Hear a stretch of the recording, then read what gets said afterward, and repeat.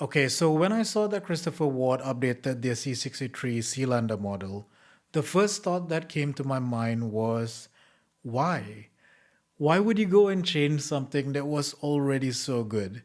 And I say this as someone who's had the Sealander as a staple in my collection for a couple of years now. Next to my Zin 556i, it's easily my most worn piece. So yeah, I had some pretty strong opinions when this new version was released. So obviously, I had to do what every YouTuber would do. I sent an email to Christopher Ward and I managed to get the new C63 on loan. After having this watch on wrist for almost a month now, I have some thoughts and one big regret. And just for context, the version I have here is the 36mm, but they also offer this in a 39mm size as well. Personally, I love the 36mm size for an everyday GADA watch, but if you have a larger wrist than I do, just know that you have that larger option as well. Now, if you're not familiar with Christopher Ward, they have some of the most incredible fit and finish for the price point. What they call their light catcher case has a mix of complex brush and polish facets, and it just looks gorgeous. You'd easily have to pay 4 or 5 times more money to get this kind of case finishing from mainstream Swiss brands. So when they decided to make a ton of changes to this case, I actually got a bit worried. They replaced the brush bezel with a thinner polished bezel. They got rid of the crown guards and went with a more conical shaped crown. They microscopically trimmed down the lugs, and they've managed to even slim down the case a little bit. Now, these case changes may seem minor, but they really add up.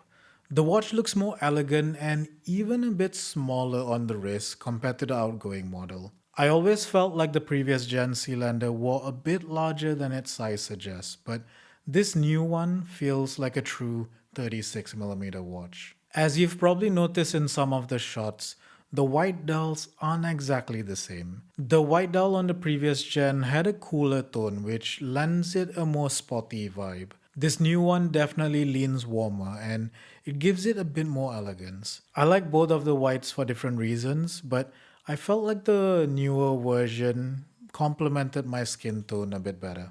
Now, I always thought the legibility on the previous gen was surprisingly legible for a silver on white dial, but the legibility on this new watch is light years ahead because of those blacked out dial elements. It's not just a fresh coat of paint either. The indices got a subtle redesign and even the handset got slimmer and more elegant. They also made another big change by removing the trident counterbalance on the seconds hand. Now, I don't know how I feel about that because I've always associated the trident with the Christopher Ward, but it does make the watch look a bit more mature. What do you think?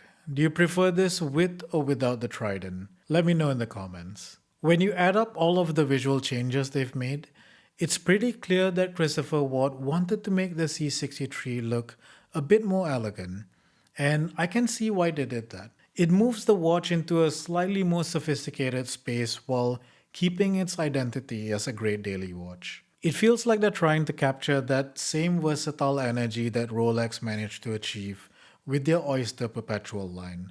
I mean, just look at those new dial colors. I guess the inspiration isn't really a secret. Now coming to the bracelet is solidly built and you even get a quick adjust clasp and quick release spring bars. So you can swap it out easily if you want to put it on a strap instead. But with this model, they decided to release a new iLink system.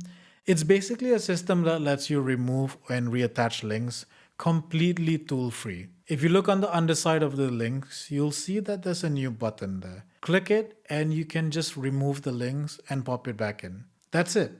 No tools needed. I've resized hundreds of bracelets since I got into watches, and this is by far the easiest time I've had resizing a bracelet. Christopher Ward absolutely did not need to do this, but they did, and it's a massive quality of life improvement. They've also made a big change under the hood, replacing the previous model's Selita SW201 movement with the new SW202. This new movement comes with tighter accuracy, a redesigned rotor, but most importantly, a 65-hour power reserve. That's a huge jump compared to the 38-hour power reserve that you find on the previous movement. That means you can put this watch in your watch box on a Friday evening and pick it up on a Monday morning with it still running. I mean, that's a theoretical possibility, but why would you want to take this watch off anyway? It looks so good. Okay, but it's not all unicorns and rainbows. My main gripe with this watch is the date window frame. It looks a bit too thick compared to the other dial elements, so it sticks out like a sore thumb, and it's made even more obvious because it's now painted in black. I have no idea why they didn't make the thickness the same as the indices so that everything would look a bit more harmonious. But when it comes to negatives, honestly, that's about it. A lot of the things that I dislike when I first saw the watch, like the polished bezel and the blacked out dial elements, all of those things have grown on me in the 1 month that I've had it. They really went out of their way to improve virtually everything about this watch, and it's just a better, more mature watch in every way. But is it $400 better? Well, that's where things get a bit tricky. Because at its previous price, the C63 was a complete no-brainer. But at this new price point, I just don't think it has that same value for money it once did. Now don't get me wrong, it's still probably the best GADA watch you can get at this price point that has the words Swiss made on the dial. But that price hike is definitely going to put some people off. My biggest regret after living with it for a month is I don't know if I can go back to my previous version. I really don't want to send this watch back to Christopher Ward, but I guess I have to. But does that mean that my C63 Sealander is going on the chopping block? I don't know. But stick around and you might find out when I release my next State of the Collection video in 6 months or so. But what do you think? Do you like the direction they took with this model, or do you think they should have done something different? And if you're planning on getting one, which dial color would you go with? Let me know in the comments below. And if you're still here, do me a huge favor and hit that like and subscribe button somewhere down here.